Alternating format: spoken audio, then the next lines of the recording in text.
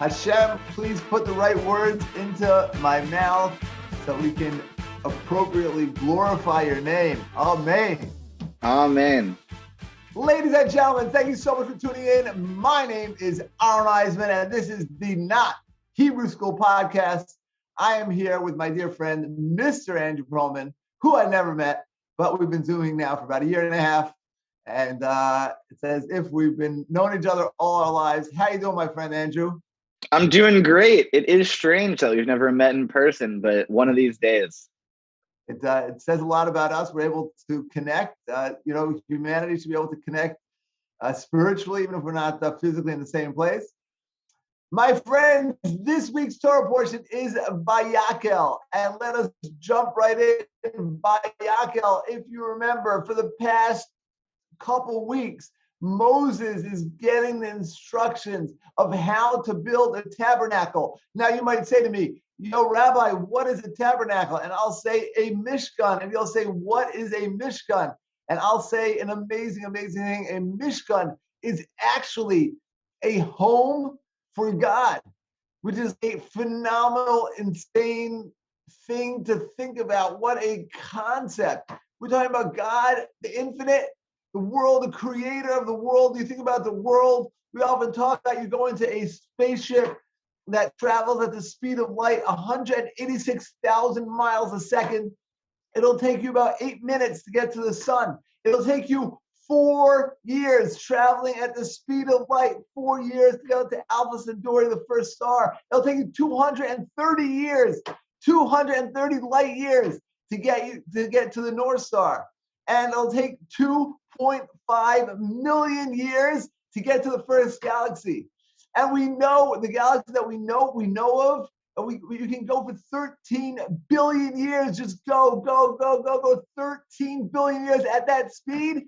And we'll get to the end of the universe that we know. And so, obviously, it's much bigger than that as well. So the creator of that universe is living in a home amongst us, right? Imagine you're giving a tour of the desert. This is in the desert. The Jewish people are building this mishkan, this tabernacle in the desert. Imagine you're giving someone a tour. There's the Schwartz family. There's the Perlman family. There's the Eve family. Oh, and that's God's. That's where God lives. It's an insane concept that the infinite is living amongst us, yet we're commanded to build a home for God, and God manifests his presence amongst us. And as we know, the Western Wall in Jerusalem is the last remaining wall of the temple that stood in Jerusalem. And that was also a place where God, and those of us who have been to the coast of the Western Wall, hopefully, perhaps, you felt some kind of stronger energy, spiritual vibes, something special there. And that is the promise that God is saying, I am going to dwell amongst you when you build this Mishkan. So we're building a home for the infinite amongst us. What an amazing concept, living in the same community as God. But in order to live in the same community as God, we have to merit it. And let's jump in for a minute. This week's Torah portion, Moses is going to tell the Jewish people how to build a Mishkan. He got the instructions, and here we go. Let's do it. Now let's go. You ready? Here we go. And Moses gathers the entire Jewish people. He doesn't just gather the elders. He gathers the entire Jewish people. And he says, don't work on Shabbos. What? He starts telling them the laws of Shabbos.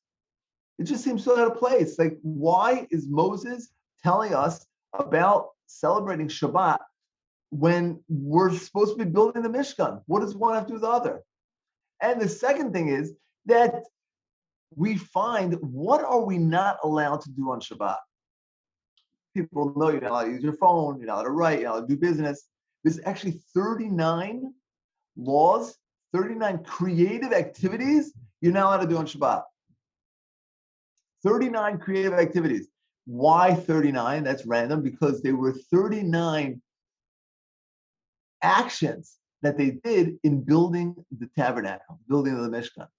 So there's a relationship there. So what is the relationship between Shabbat and the tabernacle? First of all, why did Moses start off with Shabbat? And second of all, why are you not allowed to do on Shabbat what you did in building the tabernacle? What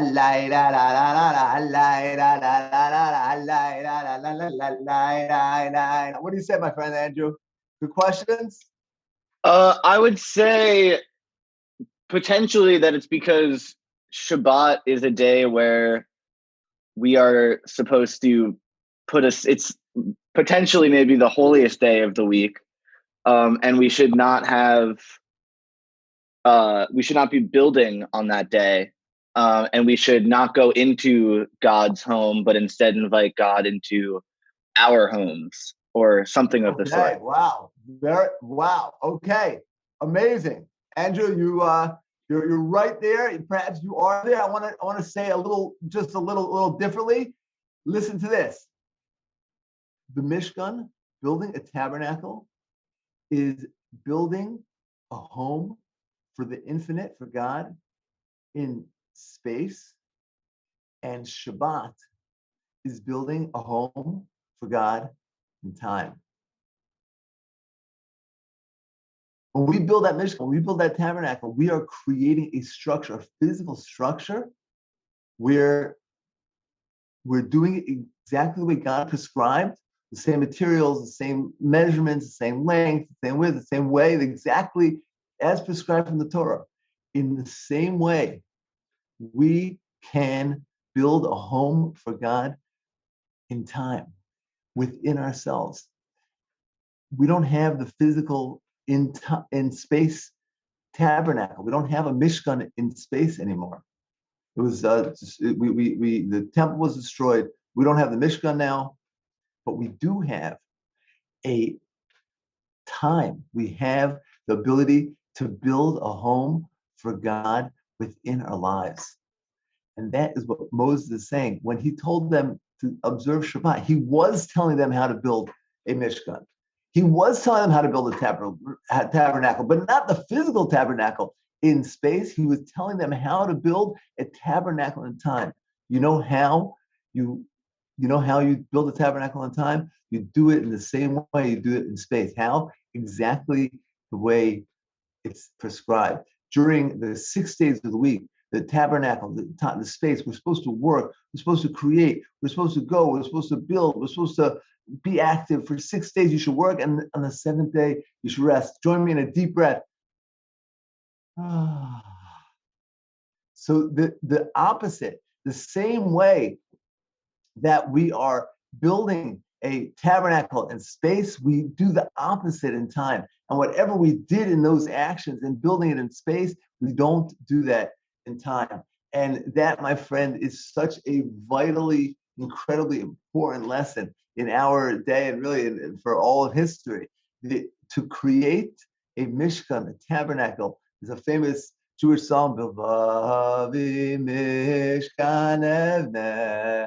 I will build a tabernacle, a sanctuary within myself, Bilvavi, within my soul. Lahadar Kavodo, to glorify God's to glorify God. And the greatest gift we can give ourselves is to have God dwell amongst us, to live our lives in such a way where God feels comfortable and feels welcome in our lives. You know, it says, God's seal is truth. So if God's seal is truth and I'm living a life that is untruthful, God is not going to feel welcome in my midst, right? It's like I'm going to a business deal. You're signing in $1 million business deal. You want God with you. You want to have the infinite with you. You want to have the infinite's presence. But so the guy says, do you have any experience with this? You're like, oh yeah, sure. Now really you only did it one time before, or you watched the YouTube video and you're like, yeah, I'm pretty sure I know how to do it. And so what you just did was you convinced him, but you expelled God from your Mishkan. God's seal is truth. So if you are lying or you're telling a white lie or gray, it's gray areas, so then you're expelling God from your life. If we're acting in a way where we're yelling at people, we're not being friendly, we're not being kind, we're not being honest, we're not being loving, we're not being decent and good people. And so then sort of like we're not making a mishkan, we're not making a tabernacle for God. For 6 days you should labor, you should work, you should create, you should do amazing things. You want all those 6 days to be infused with holiness, so then you have to live your life as a mishkan for God. Not only on Shabbat, obviously, Shabbat is a time that we do that mishkan in in time, but throughout the week as well. As we're building a Mishkan, we're sort of our whole lives is a Mishkan. Now we don't have the physical structure of the Mishkan, but as we're building our physical lives during the 6 days and on Shabbat in time, we need to act in a way where we're infusing God in our lives, and it's just most strategic business move. I often tell my students, especially the art students, they're like, Rabbi, I can't come, I'm too busy, I have homework, I have rehearsal, I have practice. I'm saying this is the best thing you can do for your art, is to connect to your soul, bring God into your life. This is like a business expense, right? And not only the arts, this is really in every field that anything you're doing, it's a no-brainer that you will be much better if the infinite is comfortable in your life. So what Moses is saying is, gather together, we're going to build a Mishkan, but before building the Mishkan, know that for all time, we need to create a Mishkan within our lives, a tabernacle within our lives for God. And let us internalize that message, my friends, to this day. And, they say more than the Jew has kept Shabbat, Shabbat has kept the Jew.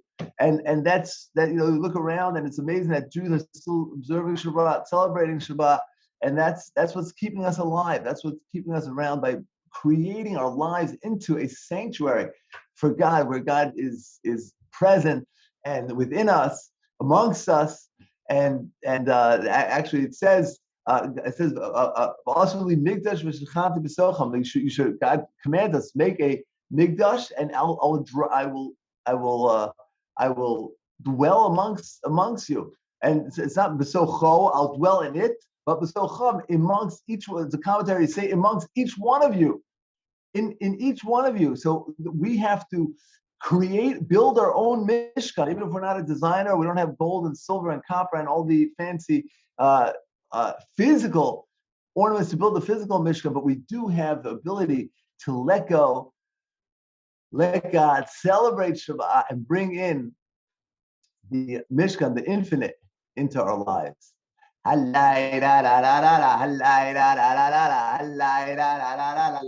do you say, Andrew? That's beautiful. I think it's a great reminder of why Shabbat is so important to both our week, to our connection to God, to our connection with each other, and our understanding of ourself within the greater scape of our community. I think it's an important portion. Amazing. Okay, thank you all so much for tuning in. Thank you, Mr. Andrew Perlman. If anybody has any questions, feel free to reach out. My email is rabbi.meor.org. And thanks for tuning in. Let's spread the message, internalize this message, and live this message. Have a beautiful Shabbat, everybody.